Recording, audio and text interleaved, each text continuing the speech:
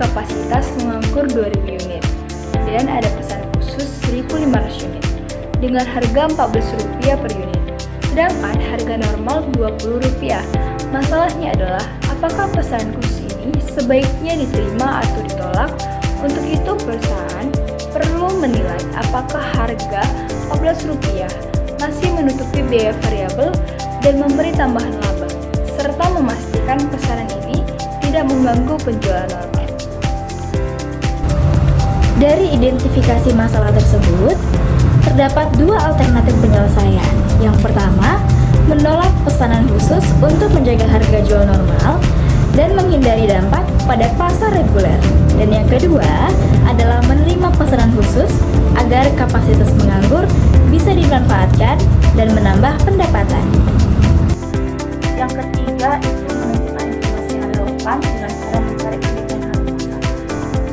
Di perusahaan ada kapasitas normal beroperasi 8.000 unit ton dengan harga jual 20, sehingga 20 dikali dengan 8.000 dapat hasilnya 160.000. Lalu ada pesanan khusus 1.500 dikali dengan harga jualnya 14 dikali dengan 1.500 dapat hasilnya 21.000, sehingga 160.000. Untuk kapasitas normal ditambah dengan pesanan khusus yang 21.000 dapatlah hasilnya 181.000 untuk perhitungan harga.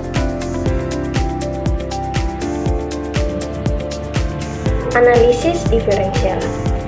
Analisis diferensial digunakan untuk membantu manajemen dalam mengambil keputusan, khususnya ketika perusahaan menerima pesanan khusus atau keputusan lain yang sifatnya sementara. Tujuannya adalah untuk mengetahui apakah suatu keputusan akan memberikan tambahan keuntungan atau justru menimbulkan kerugian. Nah, sekarang mari kita lihat pada tabelnya. Di kolom pertama adalah kondisi tanpa pesanan khusus, sedangkan di kolom kedua adalah dengan pesanan khusus. Kolom ketiga menunjukkan beda atau selisih di antara keduanya yang disebut informasi diferensial. Nah, pertama, pada bagian penjualan tanpa pesanan khusus, perusahaan memperoleh Rp160.000.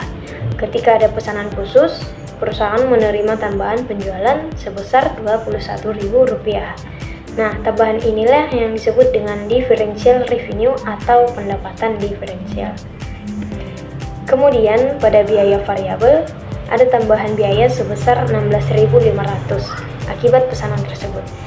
Tambahan biaya ini disebut dengan differential cost atau biaya diferensial.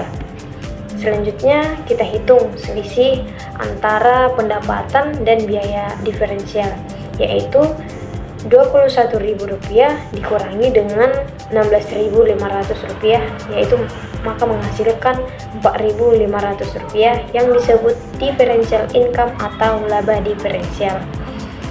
Karena hasilnya positif sebesar Rp4.500, artinya pesanan khusus ini memberikan tambahan laba bagi perusahaan.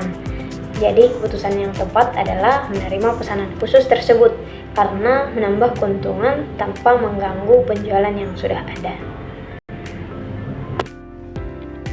Yang selanjutnya adalah keputusan. Di sini keputusan yang kami ambil adalah lebih baik memilih alternatif 2, yakni menerima pesanan khusus yang menguntungkan dan tidak merugikan, karena memberikan tambahan laba bersih sebesar Rp4.500 dan tidak menambah beban tetap.